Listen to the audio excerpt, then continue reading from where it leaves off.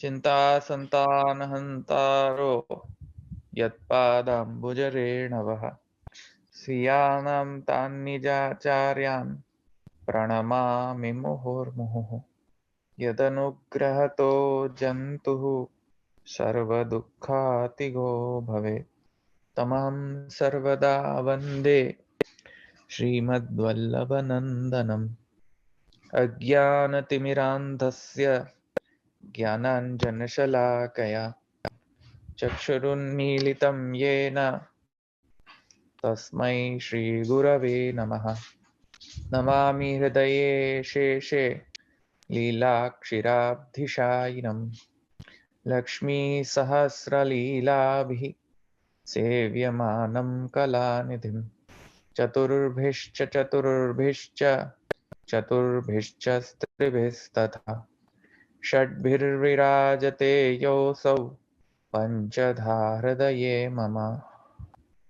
तो विषय ये है कि एक YouTube में एक वीडियो वायरल हो रहा है और ये YouTube वीडियो में ऐसा कहा जा रहा है कि वल्लभाचार्य जी का जो सिद्धांत है वो घास के समान है। तो ये वल्लभाचार्य जी और वल्लभाचार्य जी के जो सिद्धांत हैं उसके प्रति ये अपमानजनक ये कंपैरेटिव एनालिसिस किया गया है और जो विशेषण का प्रयोग किया गया है वो विशेषण भी अपमानजनक है। और पहले हम ये बात देख लेते हैं कि किसने क्या कहा और कौन सा विशेषण कौन से संबंध में कौन से विषय में क्या कहा गया है ये YouTube वीडियो में। तो ये आप पहले सुन लीजिए सब, उसके बाद उसका जो खंडन है वो मैं यहाँ प्रकट करूंगा। मेरे पास बीज अभी आ रही है आवाज? टिंडे का बीज है। अगर आप किसी ने देखा हो, मैंने तो पहली बार ही देखा है। और फिर उसके बाद बीज के बाद ये जो है, ये तो खैर कोई और गेंदे का प्लांट है, मगर ये इसको कहते हैं कली और ये उसका गेंदे का फूल है। तो मैं आपको एक क्यों बता, और ये घास है नीचे, देख रहे हैं अभी ऐसे बेकार सी उल्टी फुल्टी सी घास पड़ी हुई है। तो ये मैं क्यों बता रहा हूँ, ये चार चीजें हैं, बीज है, कली है, फूल है और घास है। ये क्यों बता रहा हूँ, क्योंकि चार संप्रदाय होती हैं, मध्वा संप्रदाय, रामानुज संप्रदाय, निम्बार्क संप्रदाय, वल्लभ संप्रदाय। ये चार बोनाफाइड संप्रदाय है जिससे आप जाके ज्ञान ले सकते हो। मगर इनके सिद्धांत क्या है, तो सिद्धांत जानने के लिए चार एग्जाम्पल है सिंपल। तो मध्वाचार्य जी का सिद्धांत इस बीज की तरह है, इसलिए इसको कहते हैं, मध्वाचार्य के सिद्धांत को बोलते हैं हम अप्रस्फुटित। मतलब इस बीज से अभी पौधा, कली, फूल, फल प्रस्फुटित नहीं हुए, मैनिफेस्ट नहीं हुए, इसलिए मध्वा सिद्धांत बीज की तरह अप्रस्फुटित है। क्यों है, क्योंकि मध्वाचार्य सिद्धांत जनरली मायावाद फिलॉसफी को खंडन करने के लिए, तो उसी में मध्वाचार्य का मिशन था।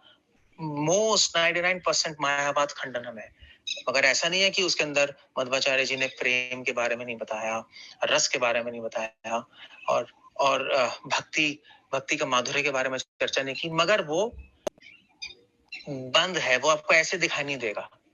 वो जैसे बीज में पौधा भी है, फल भी है, रस भी है, सब कुछ है, मगर बीज के अंदर बंद है, अभी बाहर नहीं मैनिफेस्ट हुआ, बाहर आया नहीं। उसी प्रकार मध्वा सिद्धांत में सब कुछ है, मगर बाहर से अगर आप पढ़ेंगे तो प्रधानता मायावाद का खंडन ही है, तत्व है, सिद्धांत है। और तो ये तो मध्वा सिद्धांत हो गया। रामानुजाचार्य का सिद्धांत इस कली की तरह है, ये कली की तरह है, आप देख रहे हैं, ये हो गई, ये हो गई, ये हो गई। तो एक कली से फूल अभी आया नहीं है बाहर, इसलिए इसको बोलते हैं अप्रफुल्लित। प्रफुल्लित, फुल्लित नहीं हुआ, फूल नहीं आया, सिर्फ कली के समान है। बीज से कली तो आ गई, कली से फूल नहीं आया। रामानुजाचार्य का सिद्धांत इस कली की तरह है। क्यों है, क्योंकि रामानुजाचार्य के सिद्धांत में बीज से थोड़ा सा भी, उनका सिद्धांत है, तत्व है, उन्होंने भी मायावाद खंडन किया। रामानुजाचार्य सबसे पहले व्यक्ति थे जिन्होंने मायावाद खंडन किया, उनका मिशन था मायावाद का खंडन करना, मगर उन्होंने थोड़ा सा भगवान के बारे में भी चर्चा की है और रस के बारे में चर्चा की है,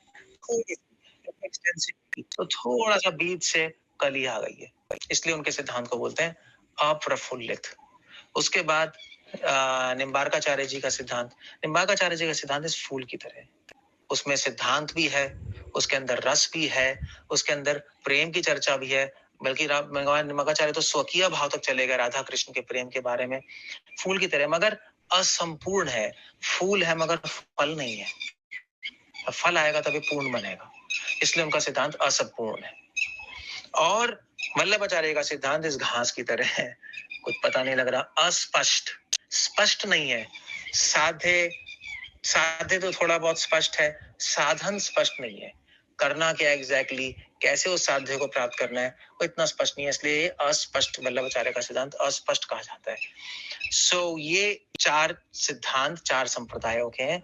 मध्वाचार्य का सिद्धांत अप्रस्फुटित है, रामानुचार्य बीज की तरह, रामानुचार्य का सिद्धांत अप्रफुल्लित है, कली की तरह, निम्बाकाचार्य का सिद्धांत असंपूर्ण है, फूल की तरह, वल्लभाचार्य का सिद्धांत अस्पष्ट है, घास की तरह।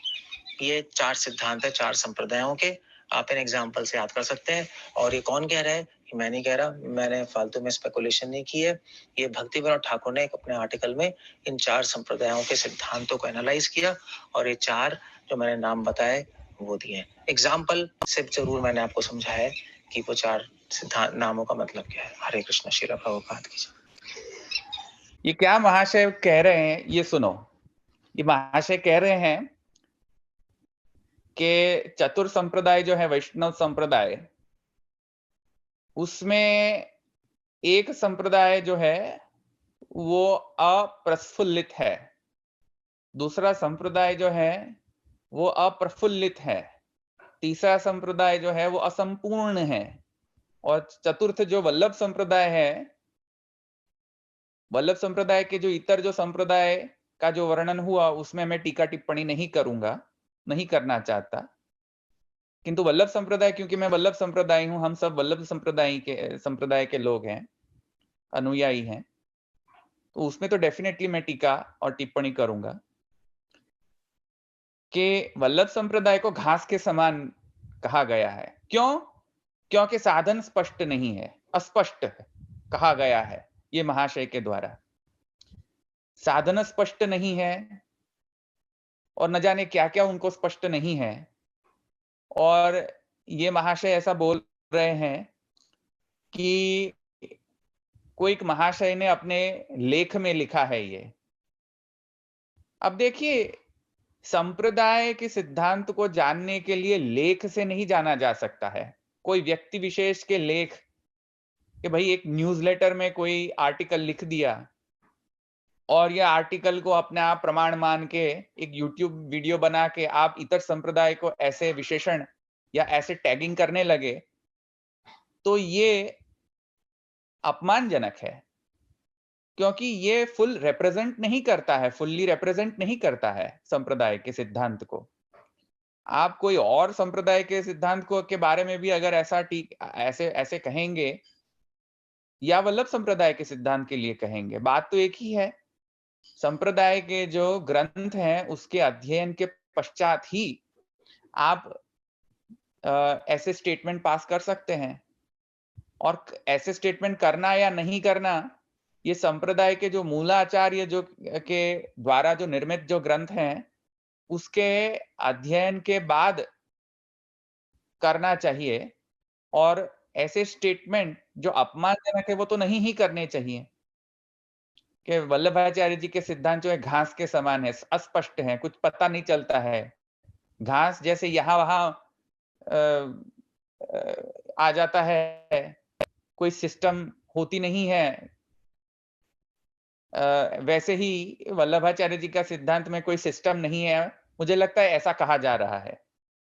ऐसा तात्पर्य मुझे लग रहा है कि ये व्यक्ति कहना चाहते हैं, तात्पर्य उनका ऐसा लग रहा है मुझे, ये स्टेटमेंट के द्वारा। तो कोई व्यक्ति, और नाम भी बोला है, वो व्यक्ति का नाम नहीं बोलूंगा मैं, पर ये व्यक्ति अगर लेख में भी लिखता है, अपने न्यूज़लेटर में भी लिखता है, तो उसका क्या प्रमाण? कोई प्रमाण नहीं है। ये सर्वथा असत्य है, सर्वथा मिथ्या एलिगेशन है ये वल्लभ संप्रदाय के ऊपर। और जो भी व्यक्ति ने ये लेख में लिखा है 50, 80, 100 बरस पहले, इट डजंट मैटर, कोई मायने नहीं रखता है। मायने में ये रखता है कि जो व्यक्ति ने ऐसा लिखा है अपने लेख में, आर्टिकल में, वो आर्टिकल शास्त्र द्वारा प्रमाणित है और वो आर्टिकल में तत्त आचार्य द्वारा जो निर्मित जो ग्रंथ हैं, उनके बेसिस पे लिखा गया है या नहीं लिखा गया है। तो ये जानना बहुत आवश्यक है। तो ये जो वीडियो है जो उन्होंने प्रकट किया है, ये महाशय ने प्रकट किया है, मुझे नहीं पता है कि ये कौन से संप्रदाय से हैं ये, क्योंकि उनका कोई तिलक नहीं है, उनके तिलक नहीं धारण किया है, तो तिलक धारण करने नहीं करने से मुझे पता नहीं चल रहा है कि कौन से संप्रदाय के हैं। और उन्होंने भी खुद का इंट्रोडक्शन नहीं दिया है कि वो कौन से संप्रदाय के हैं, वैष्णव संप्रदाय है कि हैं कि नहीं वो भी नहीं पता चल रहा है। हाँ, कंठी दिख रही है, तो लगता है कि कोई वैष्णव संप्रदाय के ही लगते हैं।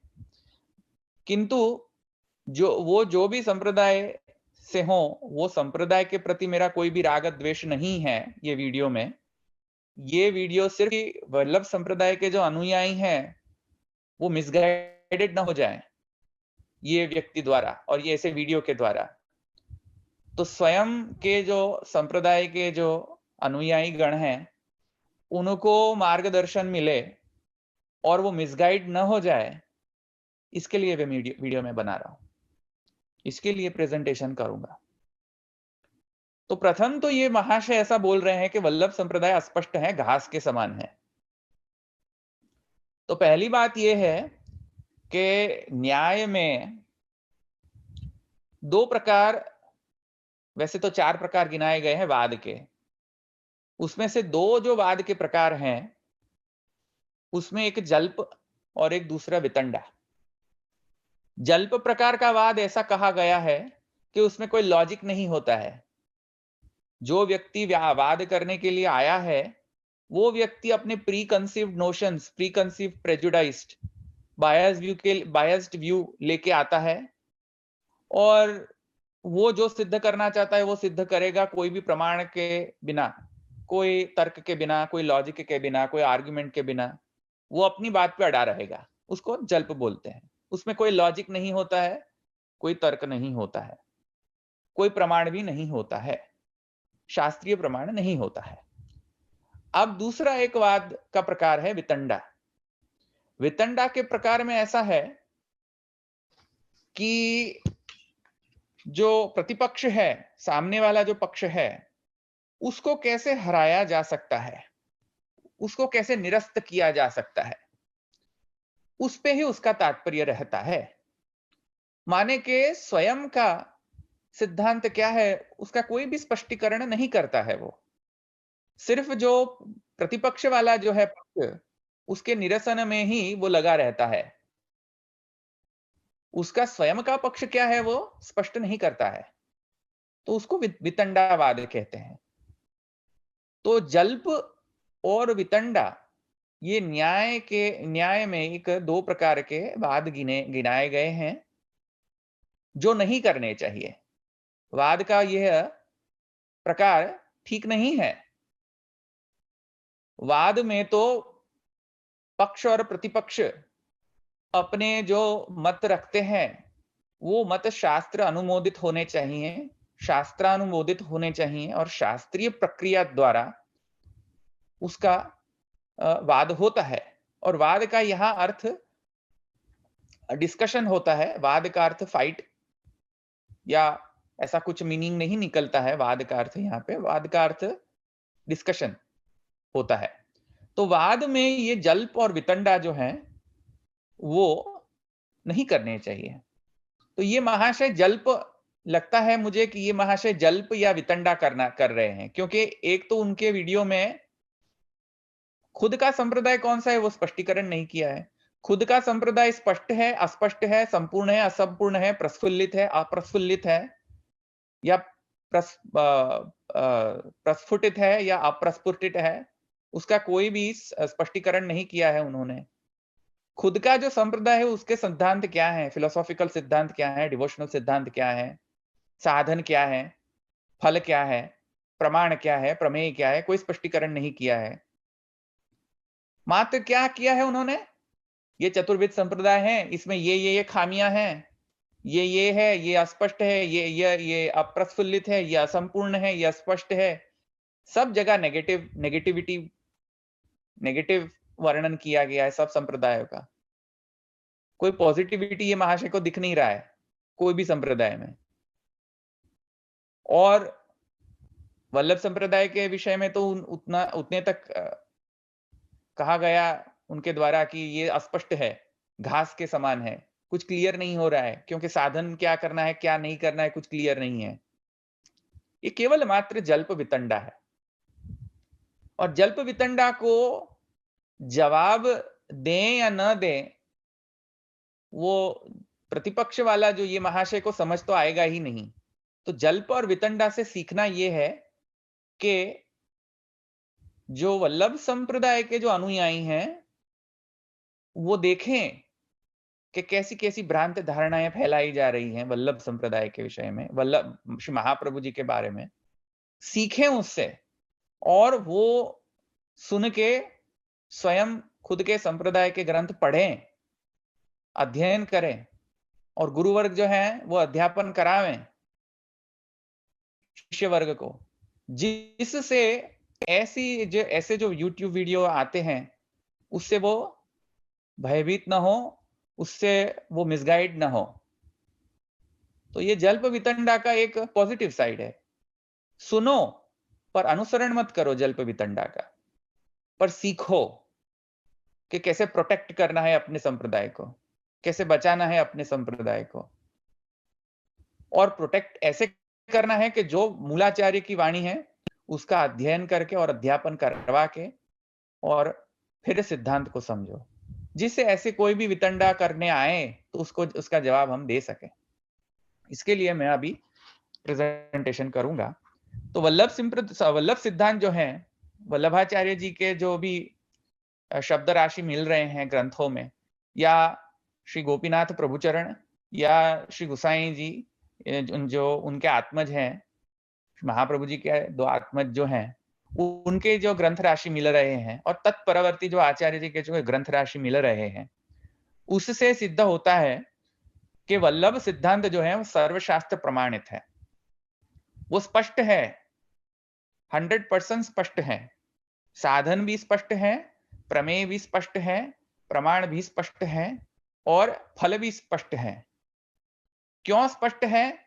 क्योंकि ये महाशय को जाके देखना चाहिए कि वह महाप्रभु जी ने प्रमाण के बारे में तत्वार्थ दीप निबंध इत्यादि ग्रंथ में ब्रह्म सूत्र अणुभाष्य में प्रथम अध्याय में क्या प्रमाण लिए हैं संप्रदाय के विषय में, और वेदाः श्रीकृष्ण वाक्यानि व्यास सूत्राणि चैवहि समाधि भाषा व्यासस्य प्रमाणम तत् चतुष्टयम और अर्थोयमेव निखिलैः वेद वाक्यैः इत्यादि वचन जो निबंध आदि में ग्रंथ में है और भागवतार्थ प्रकरण में है, वो सबका एक कंसिस्टेंट मीनिंग जो है वो सत्प्रमाजनक है। वैसा श्री वल्लभाचार्य जी कहते हैं उनके ग्रंथों में। अगर आपको अस्पष्ट अभी भी लग रहा है तो जाएं और ग्रंथ का पठन करें, अध्ययन करें, तो स्पष्ट हो जाएगा। ऐसे मूर्ख की भांति अध्ययन किए बिना और YouTube में आके ये एक स्टेटमेंट देना कि वल्लभाचार्य जी का सिद्धांत अस्पष्ट है, वो मूर्खता का प्रदर्शन करना है। जो भी व्यक्ति ये कह रहे हैं, ये व्यक्ति कह रहे हैं कि अस्पष्ट है, तो जाएं और पढ़ें। पढ़ने से बहुत लाभ होता है। पढ़ें और पढ़ने के बाद वो स्पष्ट हो जाएगा। तीसरा है वल्लभ संप्रदाय संपूर्ण है, क्योंकि जो प्रकार की भक्ति का प्रतिपादन वल्लभाचार्य जी ने किया है, भागवतोक्त जो भक्ति का प्रकार वल्लभाचार्य जी ने किया है, वो भागवतोक्त प्रकार सर्वोत्कृष्ट संपूर्ण प्रकार है। और संपूर्ण इसकी वजह से है क्योंकि मात्र साधन नहीं, किंतु अपितु प्रमाण के दृष्टिकोण से भी संपूर्ण है, क्योंकि सर्वशास्त्र का यहां कंसिस्टेंट मीनिंग दिया गया है। एक वाक्यता भावापन्नता श्री महाप्रभु जी के सिद्धांत में है। इसके लिए प्रमाण के दृष्टिकोण से भी संपूर्ण है। प्रमेय के दृष्टिकोण से तो श्री कृष्ण परब्रह्म है, वो दृष्टिकोण से भी वो संपूर्ण है। साधन की दृष्टिकोण से नातः परतरो मंत्रो, नातः परात् परम इत्यादि श्लोक जो निरोध लक्षण ग्रंथ में, षोडश ग्रंथ में, या सर्वात्म भाव इत्यादि, या भागवत में प्रपंच विस्मृति पूर्वक भगवदासक्ति इत्यादि वचनानुसार, और सेवा इत्यादि, वो जो सिद्धांत मुक्ता प्रमाण दृष्टिया संपूर्ण है, प्रमेय दृष्टिया संपूर्ण है, साधन दृष्टिया भी संपूर्ण है। साधन में शरणागति है, समर्पण है और सेवा है। ये 3 साधन बताए गए हैं, शरणागति, समर्पण और भगवत सेवा। वो भी ऐसी भगवत सेवा जो पब्लिक मंदिर में नाच के नहीं की जा सकती है। और मैं एक सांकेतिक अर्थ में बोल रहा हूं, ये पब्लिक में जाके रसात्मक भक्ति के नाम पे नाच के नहीं की जा सकती है। महाप्रभु जी की जो भक्ति है और महाप्रभु जी की जो सेवा है, साधन है, साधना प्रणाली है, वो रस गुप्त रखने के बेस पे खड़ी हुई है, जो शास्त्र से प्रमाणित है। क्योंकि भक्ति और भक्ति का जो एग्जीबिशन है, अगर हम पब्लिक मंदिरों में जाके पब्लिकली करते हैं तो वो भक्ति रस नहीं कहलाया जाएगा।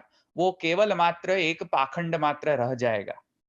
इसीलिए साधन के दृष्टिकोण से तो भी ये संपूर्ण है कि जो रसात्मिका भक्ति और जो रसात्मिका भक्ति के साधन रूप जो सेवा की जो बात की जा रही है महाप्रभु जी द्वारा षोडश ग्रंथों में, सिद्धांत मुक्तावली आदि इत्यादि ग्रंथों में, उसमें वहां पे एक बात ध्यान में रखनी चाहिए कि अन्य संप्रदाय क्या कह रहे हैं, वो उस पे मैं टीका नहीं करूंगा, टिप्पणी नहीं करूंगा। वल्लभ संप्रदाय में तो जो साधना प्रणाली जो है वो केवल और केवल प्राइवेट में ही की जा सकती है, क्योंकि भक्ति रसात्मिका साधन है और भक्ति रसात्मिका फल है। और जो फल के दृष्टिकोण से भी संपूर्ण है, क्योंकि जहां पे ऐसा कहा जा रहा है श्री महाप्रभु जी द्वारा भागवत में कि माने प्रपंच विस्मृति पूर्वक भगवदासक्ति इत्यादि, या तो सर्वात्म भाव, या तो सर्वदा सर्वभावेन इत्यादि वचनानुसार चतुश्लोकी में, या तो माने श्री यमुनाष्टक में या सेवा फल इत्यादि ग्रंथों में अलौकिक सामर्थ्य की जो बात की जा रही है, या अलौकिक जो देह प्राप्ति है इत्यादि वचन से तो ये स्पष्ट हो रहा है कि फल जो है वो केवल माने भगवान एव ही फलम इत्यादि वचन भी मिल रहे हैं कि श्री कृष्ण का जो आविर्भाव है वही फल है। और श्री कृष्ण के प्रति जो माने सर्वोत्कृष्ट सर्वेंद्रिय अंतःकरण पूर्वक जो श्री कृष्ण में पूर्ण तन्मयता है, जिसको हम सर्वात्म भाव बोलते हैं, वो सर्वात्म भाव परमोत्कृष्ट फल है। इसकी वजह से वल्लभ संप्रदाय में जो फल है वो भी संपूर्ण फल है। और वल्लभ संप्रदाय जो है वो सर्वोत्तम भी है, क्योंकि ये बात जो है जो अभी मैंने समझाई, प्रमाण प्रमेय साधन फल की जो सर्वोत्कृष्टता और संपूर्णता, वो भागवतोक्त है, वेदोक्त है, उपनिषदोक्त है और गीतोक्त है और तंत्रोक्त है। तो ये सब जो प्रमाण हैं, अगर आपको समझने हैं, ये व्यक्ति को अगर नहीं समझ आ रहे हैं और नहीं समझ के पढ़े बिना अगर यहाँ यूट्यूब में आके वो ऐसा स्टेटमेंट दे रहे हैं तो महामूर्ख का प्रदर्शन है। मूर्ख है ये व्यक्ति, वो व्यक्ति पढ़ नहीं रहा है। जिसने भी ये लेख लिखा है वो भी मूर्ख है बाय द वे, क्योंकि अध्ययन के बिना ये स्टेटमेंट दिया गया है सर्वथा असत्य है कि वल्लभ संप्रदाय घास के समान है, साधना प्रणाली स्पष्ट नहीं है। अगर साधना प्रणाली स्पष्ट नहीं है तो जाके षोडश ग्रंथ पढ़िए, उसके बाद लेख लिखिए। ऐसे ही मुंह उठा के लेख लिखने का कोई माने कोई तात्पर्य नहीं है। तो अब कैसे, वो आगे देखिए। हम वल्लभ वेदांत में जाएंगे कि वल्लभ वेदांत क्या है, फिर वल्लभ संप्रदाय में जो है वो भक्ति का स्वरूप क्या है, उसको भी हम स्पष्ट करेंगे। और फिर अन्य आचार्य द्वारा भी श्री वल्लभाचार्य जी की स्तुति जो मिल रही है, उनको स्पष्ट हो रहा है। अन्य आचार्य जो हैं, उनको सर्वस्पष्ट है कि वल्लभ संप्रदाय क्या है। उनको सर्वस्पष्ट है कि वल्लभ संप्रदाय में साधना प्रणाली क्या है, फल प्रणाली क्या है, प्रमेय क्या है, प्रमाण क्या है। केवल इन महाशय को स्पष्ट नहीं हो रहा है, या जो लेखकार हैं उनको स्पष्ट नहीं हो रहा है, तो उनकी बुद्धि ऐसी होगी, तामस बुद्धि होगी, सात्विक बुद्धि नहीं होगी। ये मैं मुझे लगता है, अगर तामस बुद्धि ना हो तो जाके ग्रंथ पढ़ें, अपने बुद्धि को संस्कृत करें, सात्विक बनाएं और फिर आके यूट्यूब बनाएं, यूट्यूब वीडियो में आवे और फिर कमेंट करें कोई संप्रदाय, अन्य संप्रदाय के बारे में। वेदांत जो है, हम वेदांत पे जाएंगे अब। तो वेदांत जो है के कई प्रकार हैं आचार्य के द्वारा प्रतिपादित। प्रथम जो वेदांत है वो शांकर वेदांत है।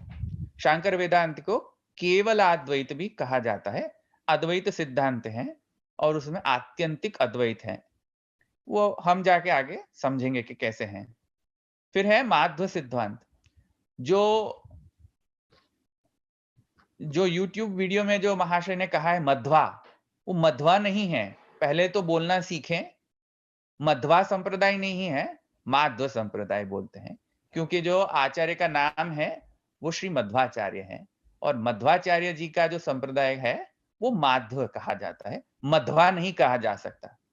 वो संस्कृत में भी ये शब्द गलत हो जाएगा। तो ये महाशय को जाके संस्कृत भी पढ़ना चाहिए कि नाम का उच्चारण कैसे कर सकते हैं, अन्य संप्रदाय के साथ रिस्पेक्टेबल रहें और हम अन्य संप्रदाय का नाम भी ठीक ठीक तरीके से लेना सीखें। ये यूट्यूब में आके ये ऐसे आने से पहले ये सब होमवर्क करके आए, बेसिक फंडामेंटल क्लियर करके आए। माध्व संप्रदाय कहते हैं, मध्वा नहीं कहते हैं। माध्व संप्रदाय का फिलॉसफी है, वेदांत है, द्वैत सिद्धांत, आत्यंतिक द्वैत सिद्धांत भी कह सकते हैं। श्री रामानुजाचार्य जी द्वारा प्रवर्तित जो सिद्धांत है रामानुज संप्रदाय, वहां उनका वेदांत है विशिष्टाद्वैत सिद्धांत।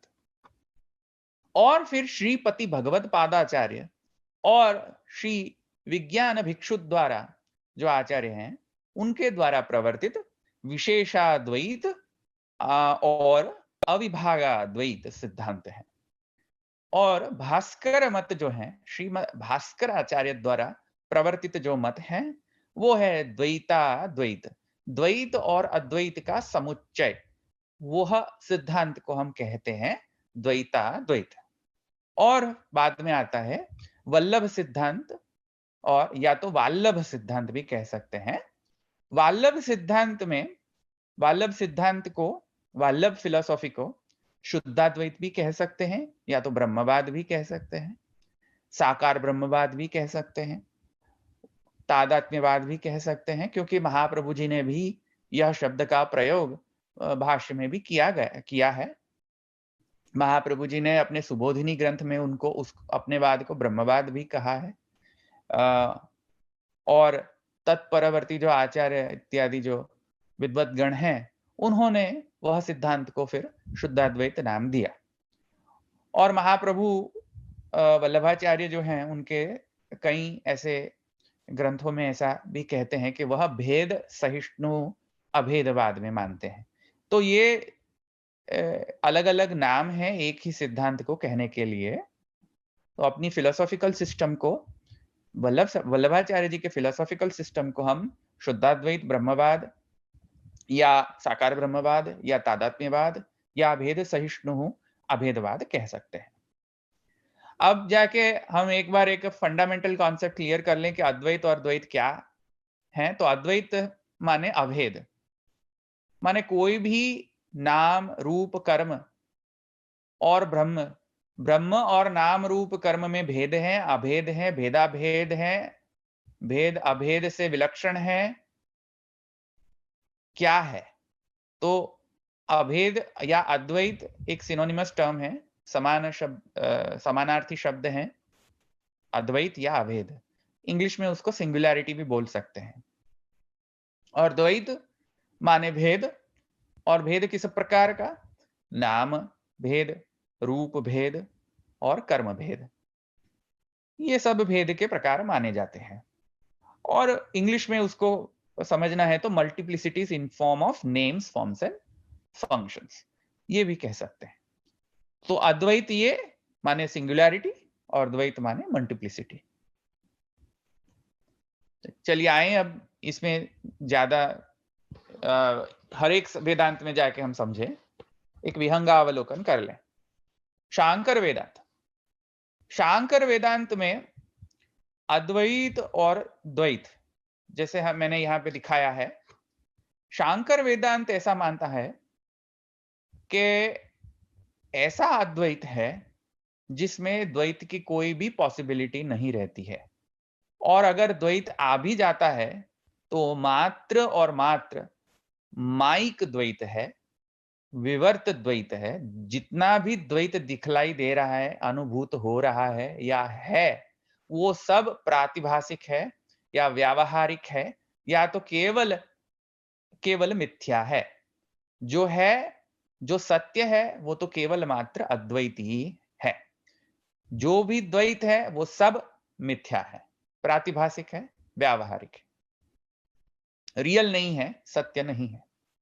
इसकी वजह से मैथमेटिकल रिप्रेजेंटेशन भी करना हो शांकर वेदांत को, तो हम ये कह सकते हैं कि अगर ए, यहां पे ए माने अद्वैत और बी माने द्वैत, तो बूलियन एल्जेब्रा में अगर इसको हम रिप्रेजेंट करें ये वेदांत को, तो हम ये कह सकते हैं कि ए एंड नॉट बी, माने अद्वैत है और जहां अद्वैत है वहां द्वैत नहीं टिक सकता है, कोई प्रकार का द्वैत आ ही नहीं सकता है, मात्र केवल अद्वैत ही है। तो ये शांकर वेदांत। अब माध्व वेदांत, माध्व वेदांत में श्री मध्वाचार्य जी कहते हैं कि कोई भी ब्रह्म जो है, ब्रह्म में सजातीय और स्वगत द्वैत तो है, सॉरी, सजातीय और स्वगत भेद तो भेद नहीं है। स्वगत और सजातीय भेद माने ब्रह्म के अंदर, ब्रह्म के स्वरूपगत जो है कोई भी भेद नहीं है, उस प्रकार से तो वह अद्वैत में मानते हैं। पर किंतु जो ब्रह्म से इतर है वह ब्रह्म से सर्वथा भिन्न है, कोई भी साम्य नहीं है ब्रह्म के साथ। माने जगत के जितने भी नाम रूप कर्म कर्मात्मक जो भी द्वैत हैं वो ब्रह्म से सर्वथा भिन्न है, उसमें कोई भी ब्रह्म के साथ समानता नहीं है। इसके वजह से वह ऐसा मानते हैं कि द्वैत के अंदर अद्वैत प्रकट हुआ है। तो इसकी वजह से बूलियन एल्जेब्रा में अगर हम समझे, बूलियन एल्जेब्रा में हम इसको समझें तो नॉट ए एंड बी माने द्वैत जो है वो पारमार्थिक है, और जो अद्वैत है वो मात्र ब्रह्म के स्वगत और सजातीय के डायमेंशन में ही अद्वैत सत्य है। अदरवाइज तो, वरना तो जो जागतिक नाम रूप कर्म है वो ब्रह्म से सर्वथा पारमार्थिक दृष्टिया भिन्न ही है। आगे रामानुज संप्रदाय, रामानुज संप्रदाय में ऐसा है कि बहुत सारे द्वैतों को मिलाकर एक अद्वैत मिलता है, बहुत सारे द्वैत को के समुच्चय मिला के समुच्चय करके एक अद्वैत बनता है। जैसे कि फॉर एग्जांपल कि एक गाड़ी बनानी है या कार बनाना है, तो कार मैन्युफैक्चर करने के लिए आपको कई सारे पार्ट्स को मैन्युफैक्चर करना पड़ेगा और उसको जोड़ना पड़ेगा, और ये सब जो कार के पार्ट्स हैं उसको जोड़ के एक कंप्लीट कार बनती है।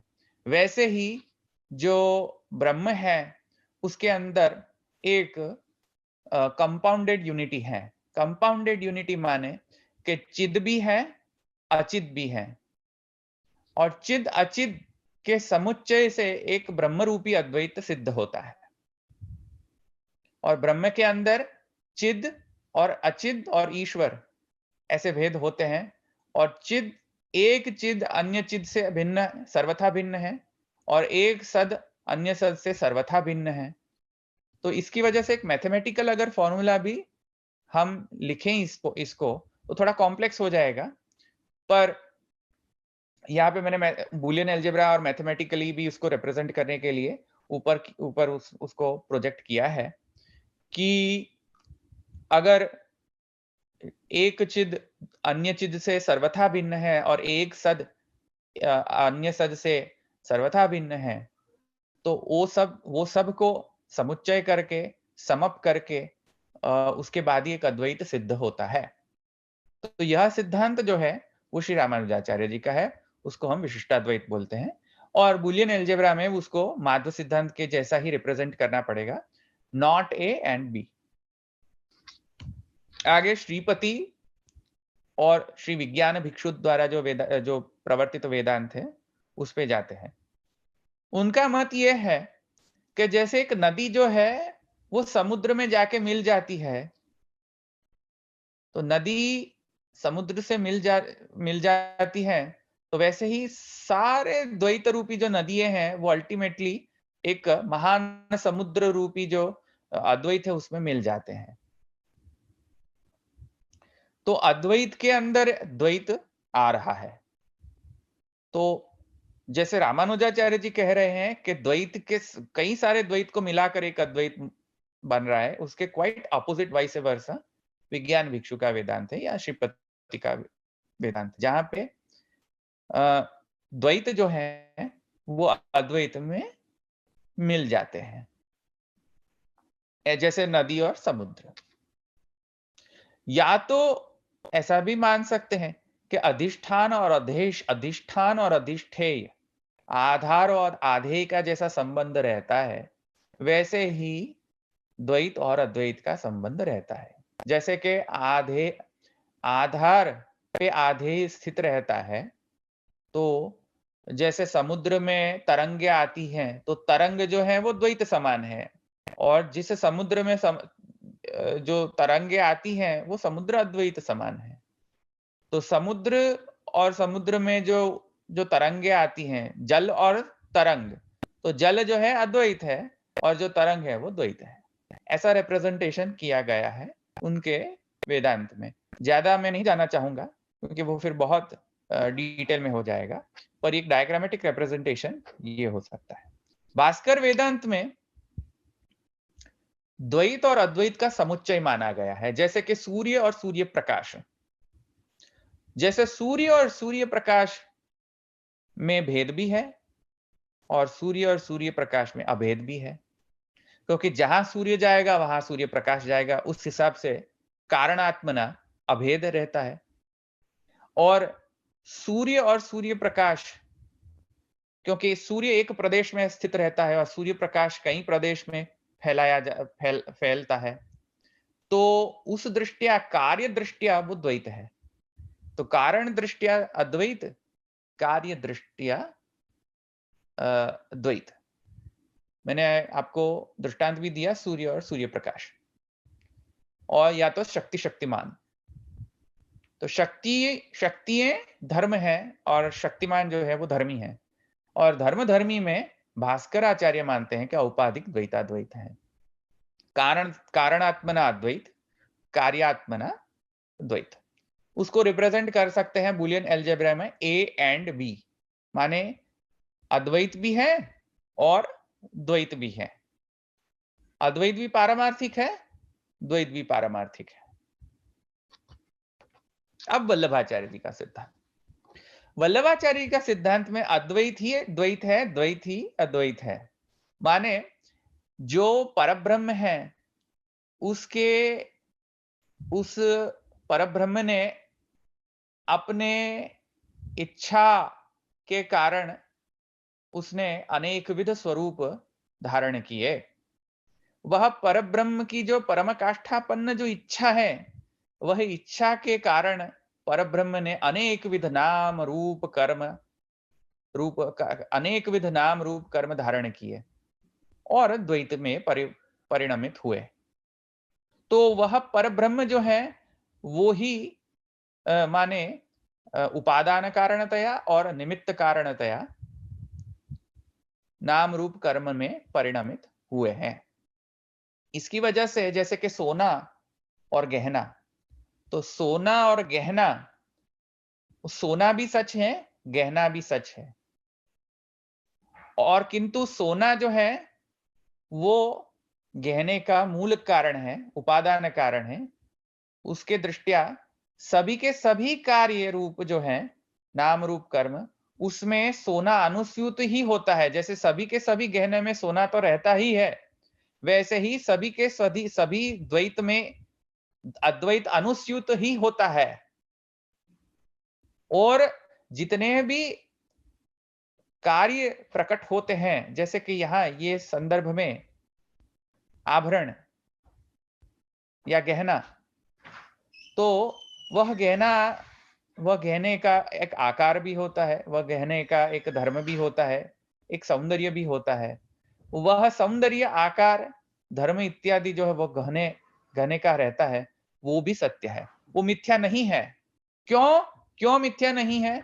क्योंकि वह परब्रह्म की अच्छी ऐसी इच्छा है कि वो मिथ्या नहीं है, क्योंकि वो परब्रह्म की ऐसी इच्छा है कि सो कामय स एकाकी न रमते स द्वितीयम ऐच्छत् रसो वयसः यद्वै तत् सुकृतम रसो वयसः इत्यादि वचन के अनुसार भी वह, यह द्वैत जो है, ये परब्रह्म की एक परमकाष्ठापन्न एक लीला है और परमकाष्ठापन्न एक कृति है, एक परमकाष्ठापन्न कृति है। और जितनी भी परब्रह्म के द्वारा निर्मित जो परमकाष्ठापन्न कृतियां हैं, वो मिथ्या नहीं हो सकती हैं। इसकी वजह से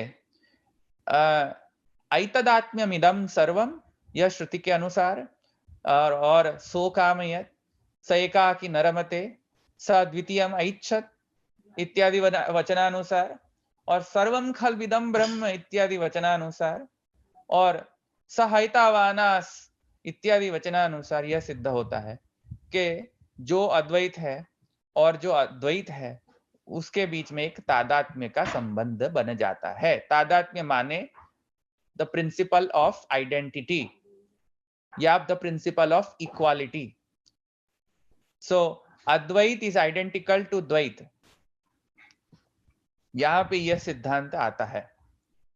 जो भी नाम रूप कर्म है वह ब्रह्म के साथ तदात्म है, आइडेंटिकल है, और जो ब्रह्म है वो सब नाम रूप कर्म से वो व्यतिरिक्त भी रहता है।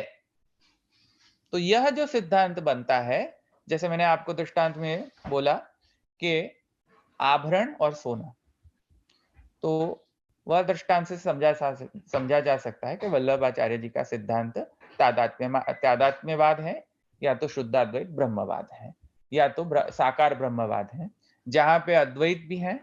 अद्वैत कैसा? स्वाभाविक अद्वैत, और द्वैत ऐसा जो उसको बोलते हैं ऐच्छिक अद्वैत या लीलाद्वैत। स्वाभाविक अद्वैत, ऐच्छिक अद्वैत, ये दो को अब मिलाएं तो वल्लभाचार्य जी का सिद्धांत बनता है। अब एक और दृष्टिकोण से भी हम देख सकते हैं, इसको समझ सकते हैं कि ब्रह्म और जगत का संबंध के लिए, ब्रह्म और जगत के संबंध के लिए कितने कितने मत प्रवर्तमान है, कितने कितने परम्यूटेशन कॉम्बिनेशंस हो सकते हैं।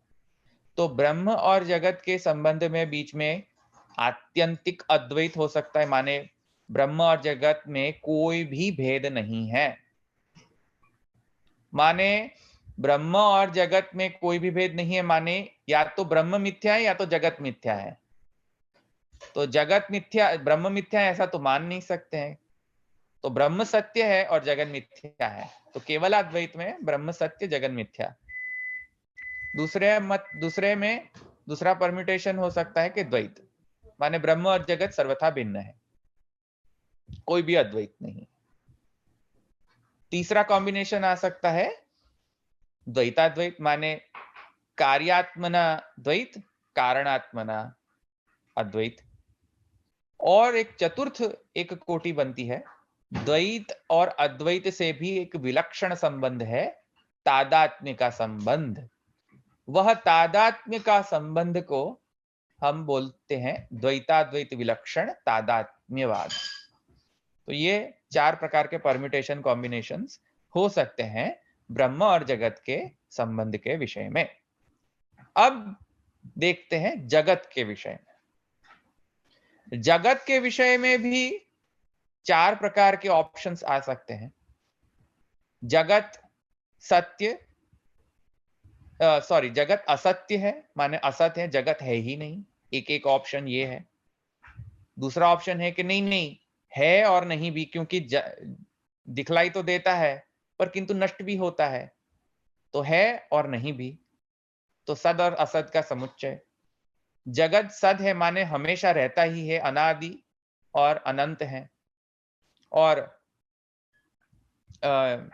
वो रहेगा ही, तो सद माने जितने भी नाम रूप कर्म है वो सत्य है, तो वो सद कहलाया जाता है। और सदसद विलक्षण माने मिथ्या, माने अनुभूति होती है पर वह अनुभूति मिथ्या अनुभूति है। तो अनुभूति में आता है किंतु वो होता नहीं है, तो इसकी वजह से इसको सदसद विलक्षण कहते हैं, क्योंकि सद भी नहीं है और असद भी नहीं किया जा सकता, कि बोल कहा जा सकता है, सद भी नहीं कहा जा सकता है, क्योंकि अनुभूति में पर है नहीं। At the same time Asad भी नहीं कहा जा सकता है, क्योंकि अनुभूति में आता है। तो यह कोटि को हम सदसद विलक्षण कोटि में रख सकते हैं और इसको कह सकते हैं मिथ्या या विवर्त। तो विवर्त को हम सदसद विलक्षण कहते हैं। तो ये 4 कॉम्बिनेशन हो सकते हैं, असद, सदसद, सद और सदसद विलक्षण। अब ये दोनों चार्ट को हम मिला के देखें तो ये चार्ट को मिला के देखें तो 8 कॉम्बिनेशंस बनते हैं। कौन से चार्ट? जगत का चार्ट और ब्रह्म और जगत का संबंध, ये दोनों को मिला के देखें, हम मिला के देखें अब, तो 8 कॉम्बिनेशंस बनते हैं।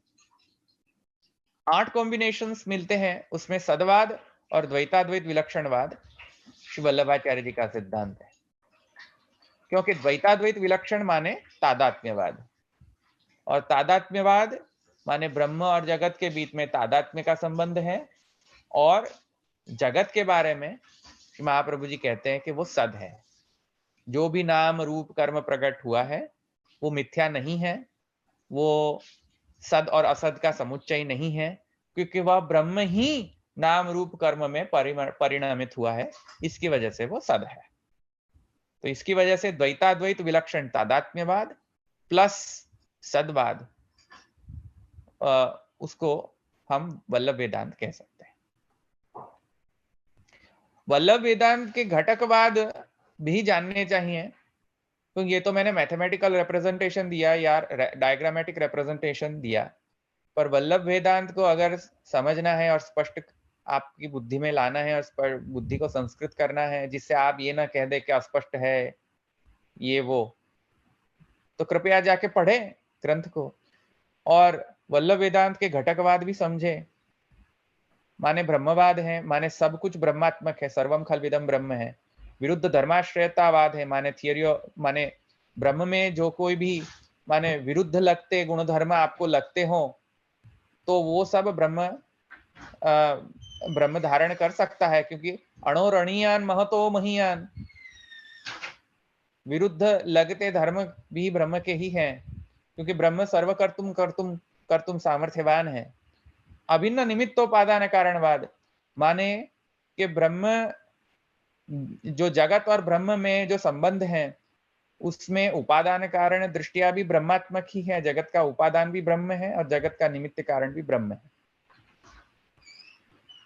सद कारणवाद में ऐसा कहा जा रहा है कि जो कार्य है उसमें कारण नित्य रहता है, वो कारण नष्ट नहीं हो जाता है। जब कारण कार्य में परिणमित होता है तब कारण नष्ट नहीं होता है, कारण तो नित्य ही रहता है। वैसे ही कारण में कार्य नित्य ही रहता है, कारण में कार्य भी नित्य रहता है, कार्य में कारण भी नित्य रहता है, नष्ट नहीं होता है, अभाव नहीं होता है। केवल मात्र आविर्भाव होता है और तिरोभाव मात्र ही होता है। माने फंक्शनली वो एक्टिवेट होता है कारण, या फंक्शनली डीएक्टिवेट होता है कार्य, या फंक्शनली डीएक्टिवेट कारण होता है और फंक्शनली डीएक्टिवेट कार्य होता है। इसकी वजह से आविर्भाव तिरोभाववाद भी ये वाद में ग्रहण करना चाहिए। अभाव नहीं है, अत्यंत अभाव नहीं है, एब्सोल्यूट एब्सेंस नहीं है कार्य का या कारण का, किंतु मैनिफेस्टेशन है और अनमैनिफेस्टेशन है, आविर्भाव है और तिरोभाव है। अनमैनिफेस्टेशन और मैनिफेस्टेशन का अर्थ ये है कि फंक्शनली फंक्शनली वो काम करता, एक्टिवेटेड है। फंक्शनली वो एक्टिवेटेड है, इसका मतलब ये नहीं है कि वो फंक्शनली डीएक्टिवेट है, इसका मतलब ये नहीं है कि वो चीज है नहीं। चीज तो है, पर वो फंक्शनल नहीं है। उसको हम बोलते हैं तिरोभाव। और जब वो चीज फंक्शनल होती है, तब उसको आविर्भाव बोलते हैं। तो मैनिफेस्टेशन और अनमैनिफेस्टेशन, उसको बोलते हैं आविर्भाव तिरोभाव। अंशांशी कारण, अंशांशी तादात्म्य और कार्य कारण तादात्म्यवाद भी, जो मैंने आपको समझाया कि अंशी में अंश अनुस्यूत है और अंश में अंशी अनुस्यूत है, कार्य में कारण अनुस्यूत है, कारण में कार्य अनुस्यूत है, और वो दोनों में रिलेशनशिप ऑफ आइडेंटिटी है, थियरी ऑफ आइडेंटिटी है। और लीलार्थ सृष्टिवाद, यह सर्वनाम रूप कर्म को प्रकट करने का एकमात्र प्रयोजन है परब्रह्म का लीला। अनायासेन हर्षात् क्रियमाणा चेष्टा इति लीला। भगवान की एक परमाकाष्ठापन्न कृति है ये जगत, उसको मिथ्या नहीं कहा जा सकता है।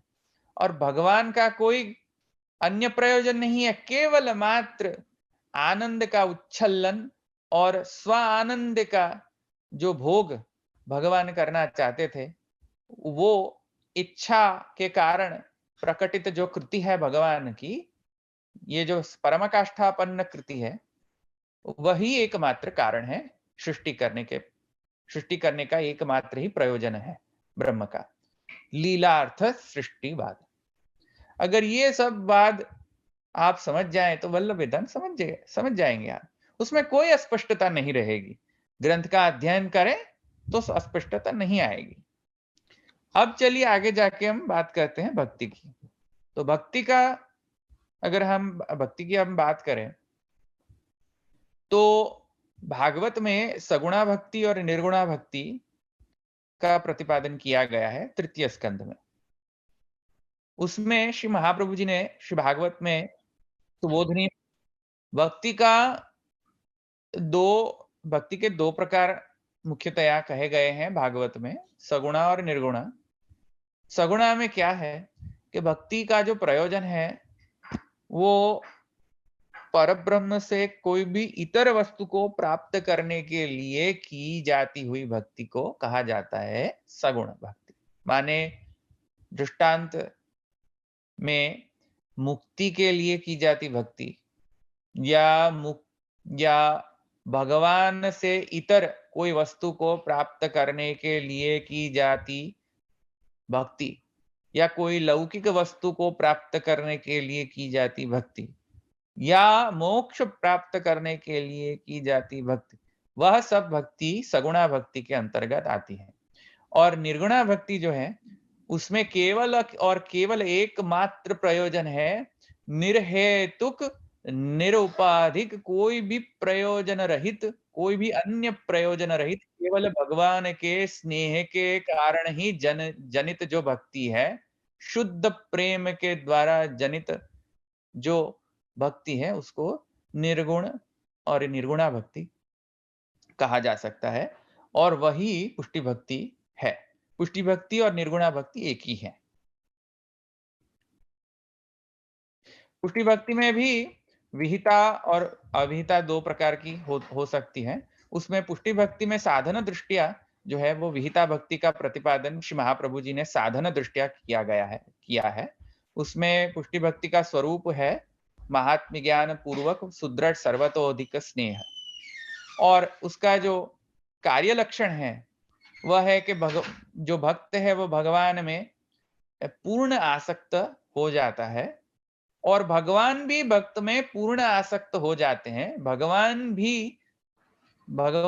भी सर्व को विस्मरण करके भक्त में आसक्त हो जाते हैं।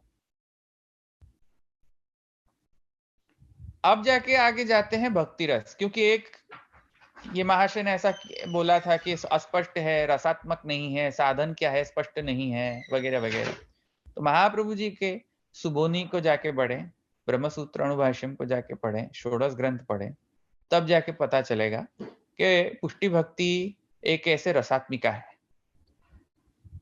जैसे महाप्रभु जी ने कहा है उनके सुबोधनी में कि बाह्या भावे तो आंतरस्य व्यर्थता, माने भगवान के संयोग का भी इतना ही महत्व है जितना भगवान के विप्रयोग का महत्व। भगवत विप्रयोग का भी महत्व है, भगवत संयोग का भी महत्व है। और यह जो संयोग और विप्रयोग जो है वो द्विदलात्मक रस है, वो द्विदलात्मक रस ही भक्ति रस है। माने महात्म्य ज्ञान पूर्वक सुदृढ़ सर्वतोधिक स्नेह जब बन जाता है ब्रह्म में या भगवान में या कृष्ण में, तब जाके यह रसात्मिका बनती है। और रस के दो प्रकार होते हैं, माने प्रकार तो नहीं कह सकते, पर रस के दो आयाम होते हैं। एक होता है संयोगात्मक और दूसरा होता है विप्रयोगात्मक। तो संयोगात्मक भी रहना चाहिए और विप्रयोग भी आना चाहिए। संयोग और विप्रयोग का चक्रवत ये साइकिल चलनी चाहिए, तब जाके वो भक्ति रसात्मिका बनती है। तो ये भी स्पष्ट है। और जो लोग मंदिरों में जाके नाचते हैं, भक्ति रस के नाम पे कहते हैं कि हम तो माने स्वकीय भाव और परकीय भाव और माने श्रृंगार भाव और सख्य भाव इत्यादि हम प्रकट करते हैं। अरे भाई एक बात समझो कि ये सब जो भाव हैं, रस हैं, वो गोप्य रहे तभी रस रहेंगे। अगर उसको प्रकट करोगे, मंदिर में जाके नाचोगे, बाहर स्ट्रीट में जाके नाचोगे और भक्ति रस का प्रकटन करोगे, तो आपका ही भक्ति रस में, आपके भक्ति रस में वो अभिवृद्धि नहीं होगी। अभिवृद्धि रस की तभी हो सकती है जब रस गुप्त रहे। आप अपने घर में ये सब साधन करो। तो महाप्रभु जी तो एकदम स्पष्ट हैं कि गृह में साधन करना चाहिए, मंदिरों में जाके साधना नहीं करनी चाहिए जैसे आप लोग करते हो। जो भी महाशय कह रहे थे कि साधना स्पष्ट नहीं है, एकदम स्पष्ट है, क्लियर कट वचन है अणुभाष्य में, गुप्तस्यैव अभिवृद्धि स्वभावकत्वात्। भगवत सेवा करो, भगवत सेवा रसात्मिका है। और भगवत सेवा घर में रह के प्राइवेट में करो, मंदिरों में जाके नाच के, स्ट्रीट में जाके मृदंग बजा के, ये सब भगवत रसात्मक नहीं है। ये रस गोपन नहीं है, रस प्रकटन है। और जब भी रस प्रकट होगा तो रसाभास ही होगा। भक्ति रस का आभास मात्र ही प्रकट होगा, भक्ति रस नहीं प्रकट होगा। श्री गोसाई जी का भी वचन है, प्रार्थये रसिका स्वैरम पश्यन्तु इदम अहर्निशम एतद रसानभिज्ञस्तु मां द्राक्षादपि वैष्णवः। तो ऐसे कोई भी व्यक्ति को भक्ति रस का या तो अपने सेव्य स्वरूप का दर्शन प्रदर्शन नहीं करवाना चाहिए और करना चाहिए जो व्यक्ति रस से अनभिज्ञ हो, केवल मात्र प्रोजलिटाइज करने के लिए, कन्वर्ट करने के लिए, अन्य संप्रदाय के शिष्यों को कन्वर्ट करने के लिए अपने संप्रदाय में, ये सब वेस्टेड इंटरेस्ट, ये कॉन्स्पिरसी वल्लभाचार्य जी नहीं गढ़ रहे हैं। वल्लभ संप्रदाय में ऐसा है ही नहीं। अगर कोई करता है तो वो नहीं करना चाहिए। अब देखें अन्य आचार्य क्या कहते हैं श्री वल्लभाचार्य जी के विषय में। क्या स्तुति प्रकट की है अन्य आचार्य ने, क्या स्तुति कर रहे हैं अन्य आचार्य श्री वल्लभाचार्य जी के लिए। कृष्ण प्रणामी संप्रदाय में श्री महामती श्री प्राणनाथ जी श्री वल्लभाचार्य जी के विषय में क्या कहते हैं अपने कीर्तन ग्रंथ में, वह देखिए। क्या कह रहे हैं, बाहिर भेष देख भुलाने तुम भीतर खोज न कीनी, भागवत वचन वल्लभी टीका। ये वल्लभी टीका क्या है, वल्लभाचार्य जी के द्वारा निर्मित जो सुबोधनी टीका है वह। भागवत वचन वल्लभी टीका तुम या की सुध न लीनी। श्री प्राणनाथ जी कह रहे हैं कि भागवत को समझना है, भागवत के तत्व को समझना है तो जाके सुबोधनी पढ़िए वल्लभाचार्य जी की। ये वल्लभाचार्य जी नहीं कह रहे हैं ये क्या कौन कह रहे हैं? कृष्ण प्रणामी के आचार्य महामति प्राणनाथ जी कह रहे हैं। अब जाके आगे देखिए, बानी गांव श्री वल्लभाचार्य, ज्यों वैष्णव को सुख होए, सत वचन तो बहुत न कहूं, जानो दुख पावे दुष्ट कोय। वल्लभाचार्य जी की वाणी में निष्ठा होनी चाहिए, ऐसा कह रहे हैं प्राणनाथ जी। और सुबोधनी पढ़नी चाहिए, भागवत वचन वल्लभी टीका तुम या की सुधन लीनी। और तीसरा स्टेटमेंट देखो आप, ए बानी को टेढ़ा कहा वो, ए कौन तुम्हारा धर्म। जो कोई भी सुबोधनी को आके ऐसा अपमानजनक बात करते हैं, जो भी ये महाशय ने अभी बोला का स्पष्ट है, आप बानी को टेढ़ा कहा वो, प्राणनाथ जी के वचन है ये महाशय के लिए, कि ऐसे ऐसे महाशय आके यूट्यूब में बोलते हैं कि अस्पष्ट है, समझ नहीं आता है। तो प्राणनाथ जी से सीखो ना, आप जाके प्राणनाथ जी के जाके चरण पकड़ो और पूछो कि प्राणनाथ जी आप क्या कह रहे हो इससे। ए बानी को टेढ़ा कहा हो, कौन सी बानी को? सुबोधनी को अगर टेढ़ा आप बोलते हो कि सुबोधनी को पढ़ते नहीं हो, सुबोधनी के पढ़ने के पश्चात भी आपको अस्पष्ट लगता है, तो फिर प्राणनाथ जी क्या कहते हैं? कौन तुम्हारा धर्म? वैष्णव कहा है कि उल्टे चलिए, वैष्णव कहा हो आप अपने आप को, और सुबोधनी टीका का अपमान कर रहे हो स्पष्ट कह के, ए नहीं तीन के कर्म। तो ये तो हम नहीं कह रहे, वल्लभ संप्रदाय नहीं कह रहा है, कृष्ण प्रणामी संप्रदाय कह रहा है। जाओ उनसे सीखो। महामती श्री प्राणनाथ जी को समझ में आता है सब, केवल आपको ही नहीं समझ आता है। उनको तो सब स्पष्ट है, केवल ये डॉक्टर केशव दास को स्पष्ट नहीं हो रहा है। I would recommend, please, Dr. Keshav Das, go and read the scriptures of Vallabh Sampradaya and get your facts clear. Second, Madhusudan Saraswati. Madhusudan Saraswati Shri Shankaracharya ji के एक शांकर मत के एक स्ट्रॉन्ग बैरिस्टर हो गए, आर्डेंट फॉलोवर एंड ऑफ शांकर मत, मधुसूदन सरस्वती श्री महाप्रभु जी के समकालीन हो चुके। वो मधुसूदन सरस्वती जो शांकर मतानुयायी है, वो क्या कह रहे हैं श्री महाप्रभु जी के बारे में, ये देखिए। यह श्री वल्लभ हृदय सदयः सम्यक विराजते नूनम, सही कृष्ण भावात्मनि वसतु में मानसे नित्यम। श्री मधुसूदन सरस्वती श्री महाप्रभु जी की स्तुति में कह रहे हैं कि जो श्री महाप्रभु जी के हृदय में जो श्री कृष्ण विराजते हैं, भावात्मक कृष्ण विराजते हैं, वैसे कृष्ण मेरे हृदय में भी विराजे। अब इससे स्पष्ट क्या वचन हो सकता है? जो लेखकार को लगता है यह स्पष्ट है, घास के समान है, आपकी बुद्धि घास के समान है, इसीलिए स्पष्ट नहीं है।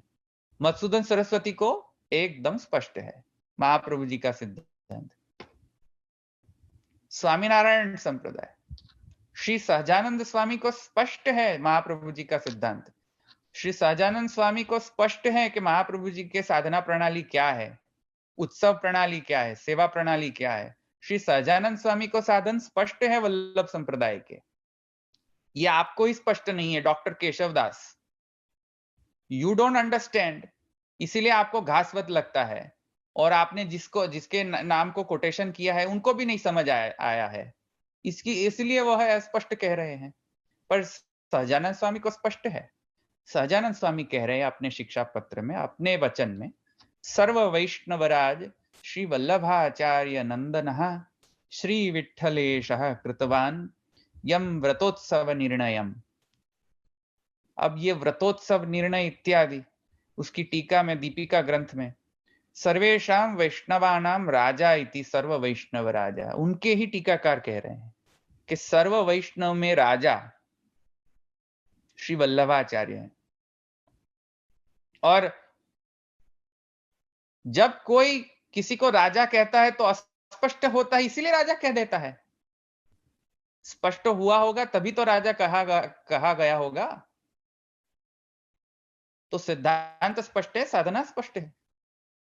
ये केवल ये लेखकार को स्पष्ट नहीं हो रहा है, तो जाके संस्कृत करे अपने बुद्धि को। चैतन्य संप्रदाय, श्री चैतन्य चरितामृत में चैतन्य महाप्रभु के जो वचन हैं महाप्रभु जी के प्रति, वो क्या है देखें। वैदिक याज्ञिक तुमी कुलीन प्रवीण। तुमी माने श्री वल्लभाचार्य जी को संबोधन कर रहे हैं कि आप वैदिक याज्ञिक हो और आप दीक्षित हो, आप कुल में प्रवीण हो, कुलीन हो, प्रवीण हो। क्या कह रहे हैं? उनको तो स्पष्ट है कि वल्लभाचार्य जी कौन है और वल्लभ सिद्धांत क्या है। आगे देखें, श्रील विश्वनाथ चक्रवर्ती और श्री रघुनाथ दास गोस्वामी चैतन्य संप्रदाय के, वह क्या कह रहे हैं श्री वल्लभाचार्य जी के विषय में। तद अमल हृदयोत्थाम प्रेम सेवां विवृण्वन् प्रकटित निज शक्त्या वल्लभाचार्य भक्त्या स्फुरतु हृदि स एव शील गोपाल देव। शील गोपाल देव माने श्रीनाथ जी जो अभी नाथ द्वारा में है। शील गोपाल देव माने श्रीनाथ जी। क्या कह रहे हैं?